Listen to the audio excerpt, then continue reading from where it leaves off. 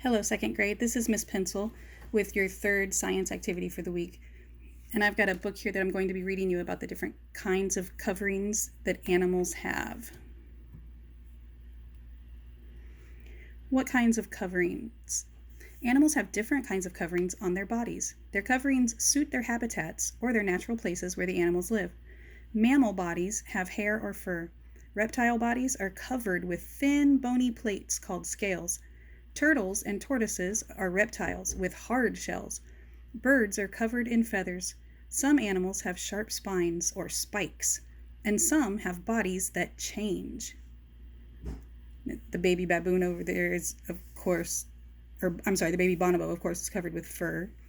And people are mammals with hair, just like the baby bonobo.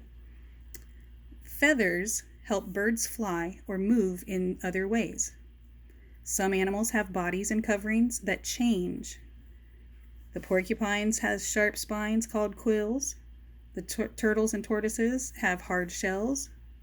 And snakes are reptiles with smooth scales that allow them to slide side to side. Mammals have hair or fur. Most mammals have skin that is covered in hair or fur. Fur is soft, thick, short hair. Some ocean mammals have very little of either covering. Are the mammals on these pages covered with hair or fur? What other names do these coverings have? It says we can find an answer on page 7, which is right here. Most cats are covered in fur, but some have no fur or hair. Other than some whiskers. Sheep are covered in soft, curly hair called wool. Cheetah cubs have a mantle or a covering of long fur on their necks and backs. The mantle protects them from the sun and rain and helps hide them in their grassy habitat. Hedgehogs and porcupines both have hair and quills, which are made of keratin, just like our fingernails. Some dogs have short fur and others have long hair. What is the covering on the dog shown on this page? I would say he definitely has long hair. Thick, fat, and fur coats. Some mammals live in places with very cold winters, and some live in cold oceans. Their bodies are protected from the cold by layers of fat called blubber. Some, like the polar bears and the Arctic wolves, also grow thick fur. Arctic wolves have white fur year-round. White fur allows these wolves to blend in with their snowy habitat. In the winter, they grow an extra layer of fur, which they shed in the spring. Their short, rounded ears help keep heat inside their bodies. See, even their ears are an adaptation that's designed to help them in their habitat. Scales and shells. Snakes, lizards, turtles, and crocodiles are reptiles. Their bodies are covered with scales.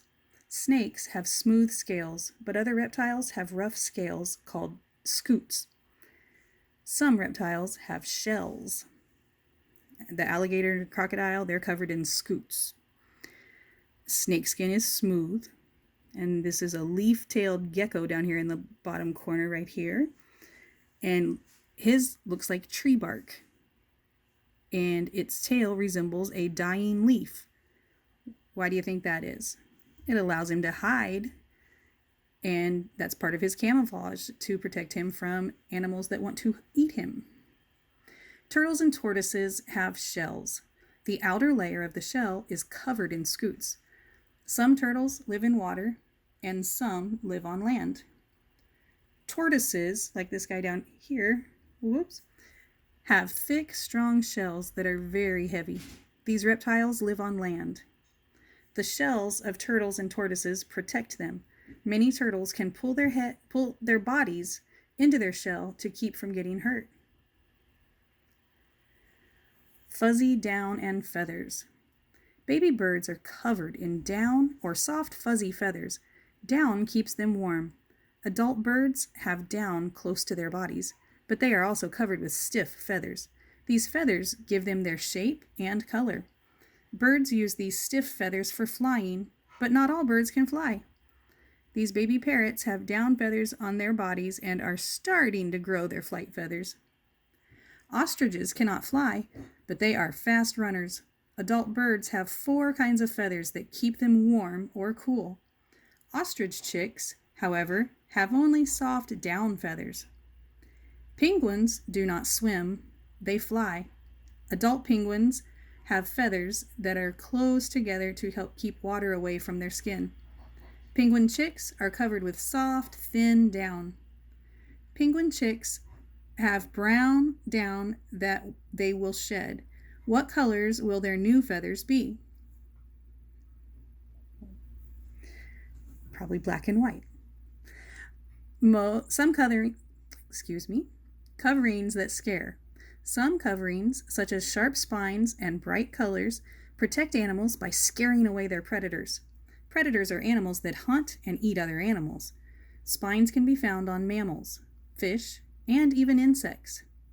Here's a porcupine fish, and it says they are able to make their bodies big and round by swallowing water or air. Their round shape and sharp spines makes them look dangerous. This over here, don't eat me. Bright colors and patterns warn that an animal may be poisonous. When predators see bright colors, they stay away. If you've ever seen at the aquarium, the Texas State Aquarium, the poison dart frogs, they're very bright, colorful frogs. They are very poisonous frogs. This says when a fire-bellied toad sees a predator, it shows its bright red belly to scare it away. The bright green color on this saddleback caterpillar startles predators. Its spines contain poison that can cause pain. The peacock butterfly's eye spots make this insect look much bigger than it is. The peacock caterpillar has a black spiny body. The sharp spines can cause pain when touched. If a predator were to look at that, they might think it's an owl with those big eyes looking at it instead of a little tiny butterfly. Coverings that hide. Camouflage is colors and markings that allow animals to blend in with their surroundings. Some animals resemble parts of their habitat. This kind of camouflage is called mimicry.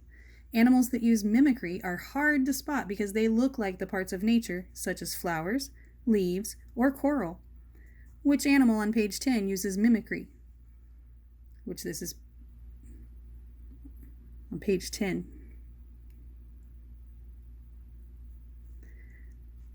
That's going to be this one that has the tail that looks like a leaf and his body looks like the tree bark. He's looking like his surroundings, right? The orchid mantis above blends in with the pink orchids on which it catches its prey, or the animals it hunts and eats. There's the mantis right there hiding in that flower. The pygmy seahorse matches the pink bumpy coral around it. See, he's right there. The leaf insects look just like leaves. That's actually a bug, not a leaf. And they even rock back and forth to mimic being blown by the wind. Coverings that change. These are kind of fun. Many animals have the same coverings for most of their lives, but some have coverings that change. Birds grow feathers, and some animals shed their coverings and grow new ones. For example, the fur of a snowshoe hare changes with the seasons. Here's a snowshoe hare in the summer, and its fur is brown. In the autumn, it's starting to change color, and then in the winter, it's white and much thicker.